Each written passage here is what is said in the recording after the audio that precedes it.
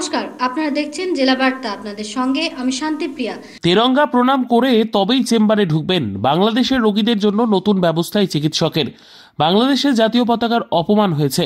Viral হওয়া একটি ভিডিওতে দেখা গিয়েছে ভারতের জাতীয় পতাকার উপর দিয়ে হেঁটে যাচ্ছে বাংলাদেশের লোকজন। ভারতের জনসাধারণের কাছে যা চূড়ান্ত অপমানজনক। প্রতিবাদে গর্জে উঠেছেন সবাই। চিকিৎসক মহলেও কেউ কেউ সিদ্ধান্ত নিয়েছেন বাংলাদেশ থেকে আসা রোগীদের দেখবেন না। এই অবস্থায় অভিনব সিদ্ধান্ত শিলিগুড়ির এক চিকিৎসকের। বাংলাদেশ থেকে আসা রোগীদের পুরোপুরি ফিরিয়ে না দিয়ে প্রতিবাদের এক অন্য পন্থা অবলম্বন করেছেন তিনি। পেশায় ইএনটি বিশেষজ্ঞ ডাক্তার শেখর বন্দ্যোপাধ্যায় তার চেম্বারের সামনে একটি জাতীয় পতাকা রেখেছেন। সেই সঙ্গে ছাপানো অক্ষরে বাংলা হরফে একটি লেখা রয়েছে পতাকার সামনে, যেখানে বলা হয়েছে চেম্বারে ঢোকার আগে তিরঙ্গাকে প্রণাম করে ঢুকতে হবে, না হলে চেম্বারে প্রবেশ নিষিদ্ধ। কেন এই ব্যবস্থা? উত্তরে ডাক্তার শেখর বন্দ্যোপাধ্যায় বলেন, যারা আমাদের দেশে আসবেন তাদেরকে আমাদের পতাকা সম্মান করতেই হবে। এই মুহূর্তে বাংলাদেশের পরিস্থিতি দেখে মনে হচ্ছে সেখানে চূড়ান্ত অরাজকতা চলছে। চিকিৎসকের এই সিদ্ধান্তকে সাধুবাদ জানিয়েছেন রোগী ও অন্যরা। আপনি কি নাম বলেন? শরীফুর রহমান। কোথা থেকে এসেছেন? শিলিগুড়িতে কেন এসেছেন? আমি মহিপাল থেকে আসছি। দক্ষিণ দিনাজপুর পড়ে। কি কাজে এসেছেন? আমি গলার ডাক্তারকে দেখার জন্য আসছি। এই যে বাংলাদেশে সম্প্রতি যে অশান্তি হচ্ছে তার জন্য ডাক্তারবাবু একটা সিদ্ধান্ত নিয়েছেন যে আমাদের ভারতবর্ষের অথবা যে কোনো প্রান্তের লোক ডাক্তারবাবুকে দেখাতে আসলে ইন্ডিয়ান ফ্ল্যাগে প্রণাম করে তাকে দেখাতে হবে। কিভাবে দেখছেন বিষয়টা? আমার জিনিসটা ভালো, খারাপ নয়। কেন কেন মনে হচ্ছে? সম্মান জানানো উচিত, যেহেতু জাতীয় পতাকা আমাদের মায়ের সমান, তাকে ভক্তি করা উচিত। তাছাড়াও লেখা আছে যে বাংলাদেশিরা মূলত যারা বাংলাদেশ থেকে আসবেন তারা যদি প্রণাম না করেন তাহলে উনি রোগী দেখবেন না। কিভাবে দেখছেন এই বিষয়টা? না, এটা ঠিকই আছে। এখানে আসবে তো এখানে সম্মান করবে না, এখানকার সেবা নিয়ে যাবে এই দেশ থেকে, তাদের তো উচিত প্রণাম করা। বাংলাদেশের সম্প্রতি যে ঘটনাগুলো হচ্ছে, মৌলবাদীরা যেভাবে সংখ্যালঘুদের উপর আক্রমণ করছে, তার সেই বিষয়টা আপনি কিভাবে করছেন? এটা সমর্থনযোগ্য নয়, এটা মোটেই সমর্থনযোগ্য নয়। ওই দেশের সরকারের উচিত এটাকে প্রতিরোধ করা।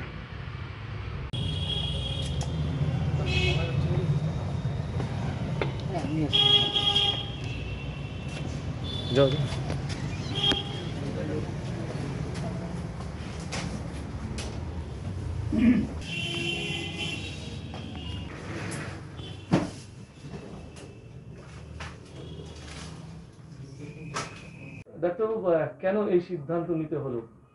সাম্প্রতিককালে আমাদের জাতীয় পতাকার যে অবমাননা হয়েছে পড়োশী দেশ বাংলাদেশে, সেটা আমাকে অত্যন্ত বিচলিত করেছে।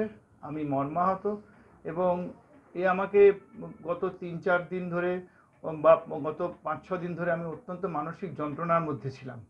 এবং আমার মনে হয় যে আমাদের দেশে আমরা দেশকে ভালোবাসি এবং সবাই জাতীয় পতাকাকে সম্মান করি, কিন্তু আজকে সেই সময় এসেছে সেটা হচ্ছে আমাদের প্রতিদিন এটাকে অভ্যাসে পরিণত করতে হবে।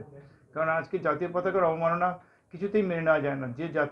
যে দেশের মাটিতে আমরা মানুষ, যে দেশের নুন খেয়েছি আমরা আজকে যেটুকু খেতে পড়তে পারছি শুধু এই দেশের জন্য, সেই জাতীয় পতাকাকে পদদলিত করাটা আমি কিছুতেই মন থেকে মেনে নিতে পারিনি। তার জন্য আমি আমার চেম্বারে জাতীয় পতাকা টাঙিয়েছি এবং আমার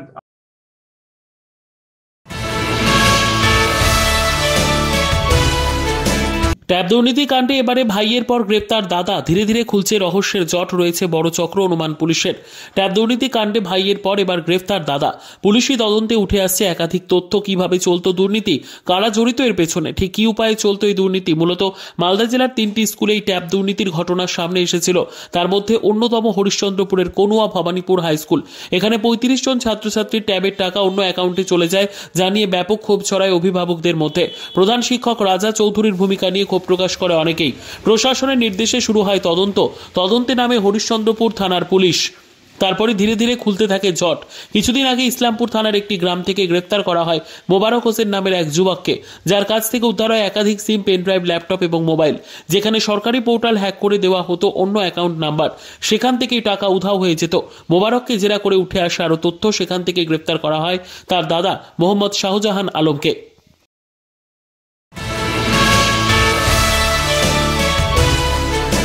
সাত সকালে শান্তিনিকেতন মেডিকেল কলেজে ইডির হানা।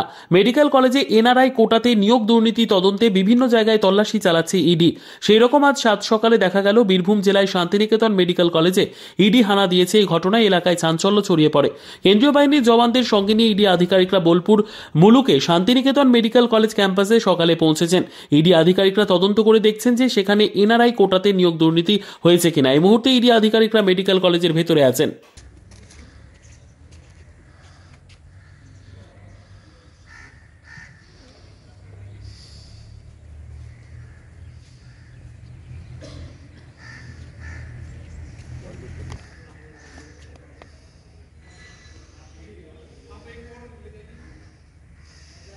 কাজী আমিরুল ইসলামের রিপোর্ট, ভয় টিভি, বোলপুর।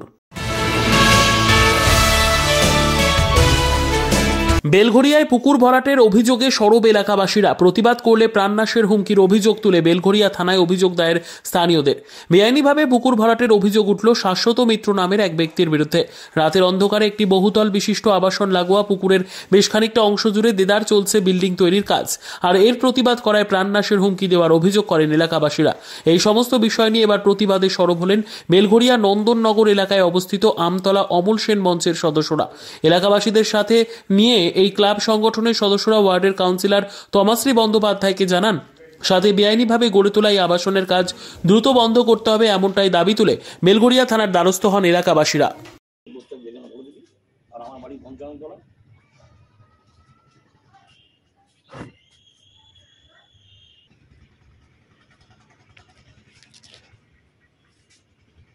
হঠাৎ রাত্রিবেলা জানতে পারি যে আমাদের অঞ্চলে একটা প্লটে আমাদের জলাজমি ভরাট করে কনস্ট্রাকশন হচ্ছে।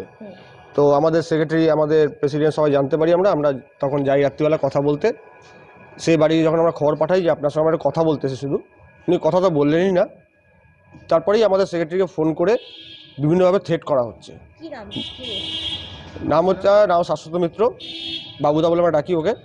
তো ওর প্লটে দুখানা পরপর প্লট কিনছে, নিজের বাড়িও না, দুটো প্লট কিনেছে। সেই বাড়িতে নিয়ে নিচ্ছে একটি ছোট্ট বিরতি। ফিরে আসছি বিরতির পর। সঙ্গে থাকুন ভয়ের সঙ্গে নির্ভয়ে। সিউড়িতে অত্যাধুনিক চিকিৎসা পরিষেবা নিয়ে এলো সৃজন পলিক্লিনিক। ওষুধের দোকান সহ অত্যাধুনিক মানের প্যাথোল্যাব, কম্পিউটার তথা অত্যাধুনিক মেশিনে রক্ত, মল, মূত্র ও থাইরয়েড পরীক্ষার সঙ্গে এখানে রয়েছে বিশিষ্ট চিকিৎসকদের বসার চেম্বার। রোগীদের স্বাচ্ছন্দ্যের কথা ভেবে সম্পূর্ণরূপে এসি নিয়ন্ত্রিত সৃজন পলিক্লিনিকে রয়েছে বসার সুবন্দোবস্ত, বিশুদ্ধ পানীয় জল ও টয়লেটের ব্যবস্থা। এখানে বসছেন সিউড়ি সদর হাসপাতালের বিশেষজ্ঞ চিকিৎসক সহ অন্যান্য শহর ও হাসপাতালের বিশিষ্ট চিকিৎসকরা। সৃজন পলিক্লিনিক ও প্যাথোল্যাব, সিউড়ি, বীরভূম। সিউড়ি সদর হাসপাতালের পাশে ফাঁড়ি ঘরের উল্টো দিকে। Mobile number 8373071019, 9474437713, 9434326822। ফিরে এলাম বিরতির পর। বেসরকারি মেডিকেল কলেজের মাধ্যমে জাল নথি জমা দিয়ে অনাবাসী কোটায় ডাক্তারি পড়ার অভিযোগে তদন্তে এবার সক্রিয় ইডি। রাজ্য জুড়ে চলছে তল্লাশি অভিযান এবং ভিন রাজ্যেও চলছে তল্লাশি। কলকাতার সল্টলেক BC 36, যাদবপুরের KPC কর্ণধারের আত্মীয়ের বাড়িতে চলছে তল্লাশি অভিযান বলে সূত্রের খবর। এছাড়াও দুর্গাপুর, বর্ধমান, হলদিয়া সহ একাধিক জায়গায় চলছে তল্লাশি অভিযান।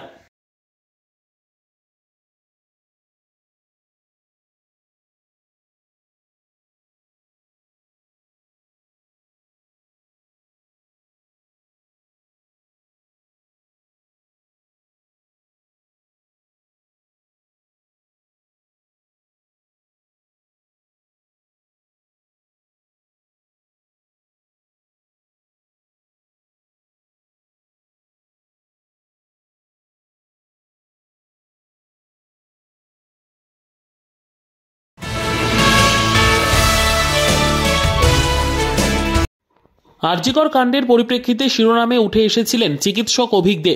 শাস্তির মুখেও পড়েছিলেন। তাকে মেডিকেল কাউন্সিল থেকে বহিষ্কারও করা হয়। কয়েক মাসের ব্যবধানে সোমবার মেডিকেল কাউন্সিলের বৈঠকে দেখা গেল সেই অভিক দেকেই। এই ঘটনা স্বাভাবিকভাবেই একাধিক প্রশ্ন তুলে দিল। আদৌ কি বাদ দেওয়া হয়েছিল অভিককে, নাকি পুরোটাই ভাঁওতা? প্রশ্ন তুলে অবস্থানে ডাক্তারদের সংগঠন। এছাড়াও বিরূপাক্ষ বিশ্বাসকে কেন ফিরিয়ে আনা হলো তা নিয়েও চলছে তাদের অবস্থান। আরজিকরে চিকিৎসককে ধর্ষণ ও খুনের ঘটনার পরিপ্রেক্ষিতে উঠে আসে অভিক দের নাম। এরপর তার বিরুদ্ধে 32 দফা অভিযোগ প্রকাশ্যে আসে। এর মধ্যে যেমন ছিল 2 বছর ধরে নিয়মিত ক্লাস না করা, হাজিরা না দেওয়া, রিপোর্ট জমা না দেওয়া, বায়োমেট্রিক কাজ না করা, রোগী না দেখা, থ্রেড কালচার, মর্গে দুর্নীতি। অভয়াকাণ্ডের তদন্তে নেমে সিসিটিভি ফুটেজে ঘটনাস্থলে অভিকে দেখতে পান তদন্তকারীরা। পরবর্তীতে শাস্তির মুখে পড়তে হয় অভিককে। সরানো হয় মেডিকেল কাউন্সিল থেকে। তার বিরুদ্ধে তদন্তে ডায়মন্ড হারবার মেডিকেল কলেজের প্রিন্সিপাল ডাক্তার উৎপল দাঁয়ের নেতৃত্বে 5 সদস্যের কমিটি গড়ে স্বাস্থ্য ভবন। আজকে আমরা ডাক্তাররা শুধু নয়, সারা পশ্চিমবঙ্গের সমস্ত শুভবুদ্ধি সম্পন্ন মানুষের কাছে একটাই দাবি ছিল যে অভয়ার খুনিরা কারা ধরা পড়ুক। কলেজে কলেজে যারা থ্রেড কালচারের মাথা, তাদেরকে শাস্তি দেওয়া হোক। আর রাজ্য প্রশাসন এই যে থ্রেড কালচারের যারা মাথা, অভিক দে, বিরূপাক্ষ বিশ্বাস, এদেরকে তারা আবার রিইনস্টেট করতে চাইছে।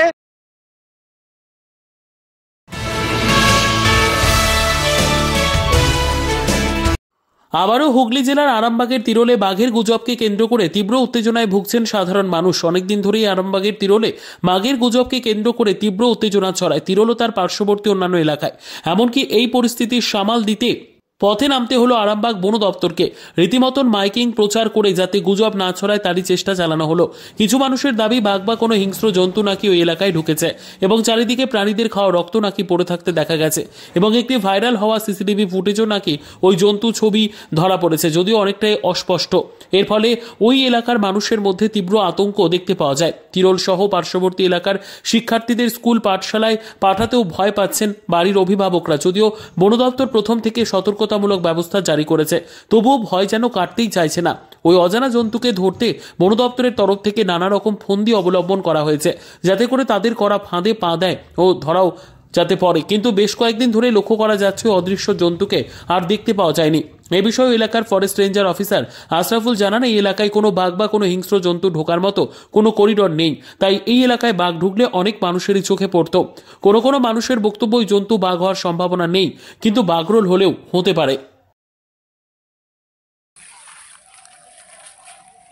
খাতাটা একটু তোমরা একটু সহযোগিতা করো না, একটু নিয়ে আসো না, যাও না, যাও এটা তুলবেন, যান না, কেন ওয়েট খাতাটা তো তো তুলতে বলা হয়নি, বলছি খাতাটা নিয়ে আয়, খাতা। এখন তারা আরামবাগ বন বিভাগের পক্ষ থেকে এলাকার সমস্ত শুভবুদ্ধি সম্পন্ন মানুষকে জানানো যাচ্ছে।